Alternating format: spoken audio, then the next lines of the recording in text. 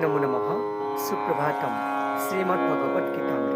আজি শ্ৰীমদ্ ভগবত গীতাৰ বিভূতি যোগ নামৰ দশম অধ্যায়ৰ 20 সংখ্যক শ্লোক। এই বিশিষ্ট শ্লোকপাঠী হৈছে এনেধৰণৰ: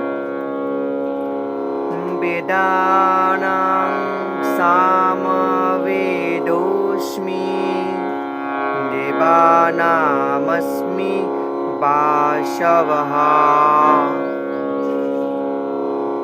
ইন্দ্ৰিয়াণাং মনসাস্মি ভূতানামস্মি চেতনা।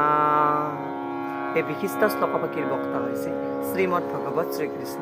শ্লোকপাঠীৰ অসমীয়া অৰ্থ হৈছে এনেধৰণৰ: বেদসমূহৰ ভিতৰত ময়েই সামবেদ, দেৱতাসকলৰ ভিতৰত ময়েই দেৱৰাজ ইন্দ্ৰ, ইন্দ্ৰিয়সমূহৰ ভিতৰত মই মন আৰু সকলো জীৱিত প্ৰাণীৰ গাত থকা জীৱনী শক্তি চেতনাও ময়েই বুলি কোৱা প্ৰসংগত সখা অৰ্জুনৰ আগত এই বিশিষ্ট শ্লোকপাঠী ভগৱান শ্ৰীকৃষ্ণই অৱতাৰণা কৰিছে। শ্লোকপাঠীৰ প্ৰসংগাৰ্থত জড় পদাৰ্থ আৰু জীৱ পদাৰ্থৰ মাজত থকা এই পাৰ্থক্য হ'ল যে জড় পদাৰ্থৰ চেতনা নাই, কিন্তু জীৱ পদাৰ্থৰ চেতনা আছে।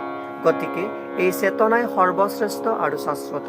কেতবোৰ জড় পদাৰ্থৰ সংমিশ্ৰণ ঘটাই চেতনা উৎপন্ন কৰিব নোৱাৰি বুলিও ইয়াতে ভাষ্যকাৰে উপস্থাপন কৰিছে।